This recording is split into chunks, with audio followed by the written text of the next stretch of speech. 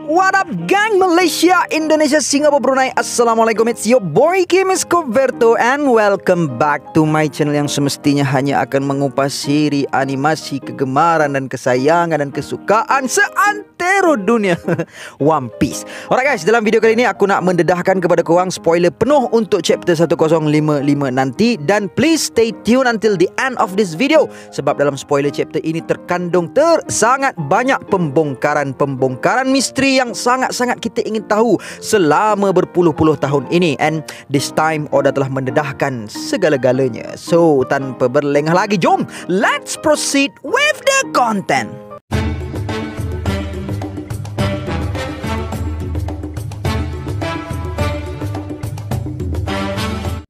Sebagaimana yang didedahkan sebelum ini, chapter 1055 nanti akan dijudulkan sebagai New Era, dan dalam bocoran kali ini kita didedahkan bahawa cover story untuk Germa Double Six masih lagi dicutikan, dan Oda kali ini telah memberi laluan seakan-akan teaser untuk marketingkan filem One Piece Red yang bakal ditayangkan tidak lama lagi, dengan mempamerkan sebuah color spread yang terkandung poster yang dilukis sendiri oleh Oda, wajah Luffy, Shanks dan Uta. Chapter 1055 dikatakan dimulakan di bahagian Flower Capital. Nami, Tama dan Zeus sedang menikmati parti dan makanan yang sedang disediakan di sana. Sementara di luar kota pula, kita dapat menyaksikan bahawa Momonosuke telah pun berjaya dikalahkan oleh Ryokugyu. Yamato cuba untuk membantu Momo, namun tetap mendesak supaya Yamato tidak masuk campur dalam pertarungan tersebut. Namun Raizo kemudiannya telah menggunakan teknik Ninpo Maki-Maki no Jutsu untuk menembak sebuah serangan api tepat ke arah Ryokugyu. Namun Ryokugyu kemudiannya berpura-pura terkesan daripada serangan Raizo tersebut. Kemudian dia menggunakan teknik Bokharin,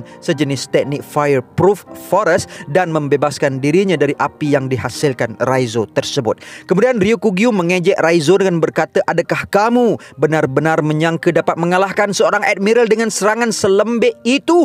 Kemudian Ryokugyu menikam tubuh Raizo dengan sebuah rantingnya dan mula menyedut-nyedut nutrition dari tubuh Raizo. Kawamatsu yang berada berhampiran Raizo cuba menyelamatkan Raizo, namun tidak kira berapa kali pun ranting dan akar Ryokugyu ditebas, namun nampaknya akar dan ranting Ryokugyu tidak henti-henti untuk tumbuh semula dengan cepat. Dan akhirnya Ryokugyu juga berjaya menangkap Denjiro, Kawamatsu dan Nekomamushi. Kemudian scene beralih ke dalam bilik di tempat Kozuki Sukiyaki. Di sana kita dapat melihat sebuah laluan rahsia yang membawa ke arah tangga yang cukup panjang yang telah terbuka di bahagian tanah. Sukiyaki dan Robin telah berjalan ke bawah, dan di sana juga Trafalgar D. Waterloo juga telah menyertai mereka berdua. Robin dengan humornya telah bertanya Law adakah dia berjaya menjejaki dirinya dengan mengikuti deria baunya, dan perkara itu membuatkan Law sedikit berdengus dan mengatakan yang dia bukanlah sejenis hyena, dan Law mengatakan bahawa dia tidak melihat Robin dengan nakamanya yang lain di parti dan jamuan. Jadi dia putuskan untuk mencari Robin. Alamak,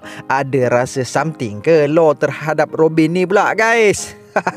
Kemudian Sukiyaki mendedahkan kepada mereka berdua bahawa dia tidak pernah memberitahukan laluan rahsia ini kepada Orochi dan Kaido, namun oleh kerana salah seorang ahli tertinggi lanun Kaido iaitu Jack the Drop merupakan salah seorang daripada bangsa Gyojin ataupun Fishman, akhirnya poneglyph yang berada di situ terbongkar juga. Robin kemudiannya menanyakan mengapa Gyojin mampu untuk mengesan poneglyph tersebut, namun Sukiyaki mendedahkan bahawa adalah lebih baik sekiranya Robin melihat sendiri dengan mata kepalanya. Sukiyaki kemudiannya mula untuk menceritakan kisah berkenaan Wano Kone. Namun Robin sempat mencelah apabila dia telah melihat sebuah cahaya yang datang dari laluan rahsia itu ketika mereka sedang menuruni tangga di situ. Robin bertanya apakah itu. Sukiyaki kemudiannya mendedahkan kepada Robin bahawa Robin boleh untuk melihat sendiri apa yang berada di sana kerana sebuah kaca telah menghalangi air, kerana pada ketika itu mereka bertiga telah pun sampai jauh ke bawah tanah di bawah aras laut. Robin kemudiannya merangkak melalui sebuah lubang dan dibantu oleh Law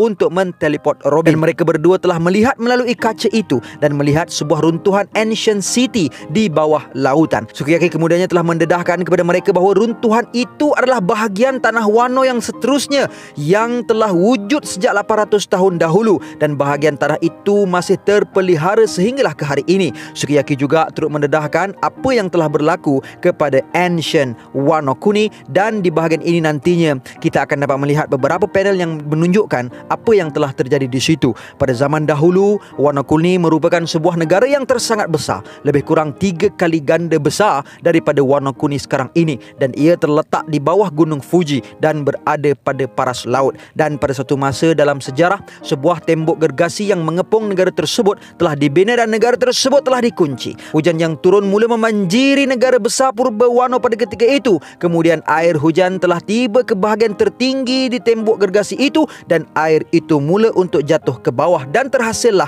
air terjun yang kita dapat lihat pada waktu ini di Wano. Orang-orang mula memutuskan untuk meninggalkan the original Wano Kuni dan membina negara baharu di sekitar Gunung Fuji, dan terhasillah the new Wano Kuni. Dan mereka bertiga akhirnya telah sampai ke bahagian tangga paling bawah dan terakhir, dan Sukiyaki telah membuka sebuah pintu rahsia, dan di sanalah terletaknya lokasi The Red Road Poneglyph. Kemudian Robin mengatakan bahawa sekiranya mereka berjaya untuk menjejaki satu lagi Road Poneglyph, maka mereka akan mampu untuk tiba ke Laughdale. Sukiyaki kemudiannya mendedahkan bahawa bilik rahsia tersebut merupakan a high platform di dalam sebuah gua di base Mount Fuji, dan di bawah inilah terletaknya lokasi The Ancient Weapon Pluton. Seru guys. Namun Sukiyaki mendedahkan bahawa dia belum lagi pernah nampak senjata tersebut, jadi dia tidak dapat untuk menunjukkan kepada Robin dan Law di mana lokasi Pluton itu dengan tepatnya. Sukiyaki kemudiannya mengatakan untuk mengeluarkan Pluton, tembok besar Wano Kuni perlu diruntuhkan, dan dalam erti kata lain, membuka sempadan Wano berarti menghancurkan tembok yang selama ini yang menjadi kubu pertahanan Wano selama ini, dan ia juga bermaksud untuk to unleash the ancient weapon Pluton. Seru banget. Robin kemudiannya tertanya-tanya mengapa Oden nak sangat membuka sempadan Wano setelah mengetahui maksud sebenar dari Sukiyaki. Sukiyaki kemudiannya mengatakan yang dia telah pun mendedahkan segala-gala maklumat turun-temurun keluarga Shogun, dan berkata bahawa dia tidak mengetahui apa yang telah ditemui Oden dalam pengembaraannya di lautan. Kemudian scene beralih semula keluar Flower Capital. Ryokugyu dilihat telah berjaya menjebak The Red Scabbard dan Yamato, dan mengatakan kepada mereka bahawa mereka tidak mampu untuk menyaingi kekuatan The Mother Nature. Ryokugyu kemudiannya mengatakan bahawa sekiranya Kaido masih menakluk negara ini, sudah tentu dia tidak perlu untuk datang, kerana taklukan Kaido lah yang membuatkan Wano terselamat dari sebarang ancaman musuh. Ryokugyu kemudiannya memaksa mereka untuk membawa kepadanya Luffy, dan mengatakan setelah dia mendapatkan kepala Luffy, dia akan tinggalkan pulau Wano Kuni. Yamato kemudiannya mengatakan kepada Momo bahawa mereka perlu meminta bantuan daripada kru Mugiwara, kerana sudah pasti mereka tidak akan sama sekali kalah dengan orang selembik Aramaki. Kemudiannya dengan tangisan, Momo mengatakan bahawa dia tidak perlukan sebarang bantuan baik dari Luffy ataupun Yamato, dan dia mendesak supaya Yamato jangan lagi membantunya. Momo mengatakan bahawa Yamato sebelum ini telah dikurung di Onigashima seluruh hidupnya, dan sekarang Yamato telah pun bebas, dan sebab itulah Momo ingin supaya Yamato pergi dari Wano Kuni. Oh man, this is it bro. Next Straw Hat item ni guys. Ni ayat ni. Dan Momo menambah lagi bahawa Luffy, Zoro dan lain-lain, dia tak boleh untuk terus bergantung kepada mereka, kerana dia dan rakyat Wano perlu berdikari dalam mempertahankan Wano Kuni dari sebarang ancaman musuh, dan dia tidak lagi boleh meletakkan pengharapan kepada kamu semua yang bakal meninggalkan pulau Wano Kuni. Sekiranya tidak, siapa yang bakal menyelamatkan Wano Kuni pada masa akan datang? Mendengarkan rintihan dari Momo, Ryokugyu telah tertawa dan mengherdik sikap kekanak-kanakan Momo yang mengatakan seekor naga merah jambu tak sepatutnya menjadi begitu memalukan. Dalam saat terdesak, Momo berhasil untuk menembak bola breath yang menembusi tubuh sepohon Ryokugyu, dan dengan tembakan itu Yamato, Red Scabbard telah berjaya terlepas. Ryokugyu kemudiannya melihat ke arah Momo dengan renungan tidak percaya apa yang Momo baru sahaja lakukan. Yamato juga turut terkejut setelah melihat Momo berhasil untuk menggunakan teknik rasmi Kaido itu. Namun Denjiro mengatakan yang Momo tidak tembak ke arah sasaran yang tepat. Kemudian Momo menembak sekali lagi bola breath ke arah Ryokugyu dan menyebabkan tubuhnya terbakar.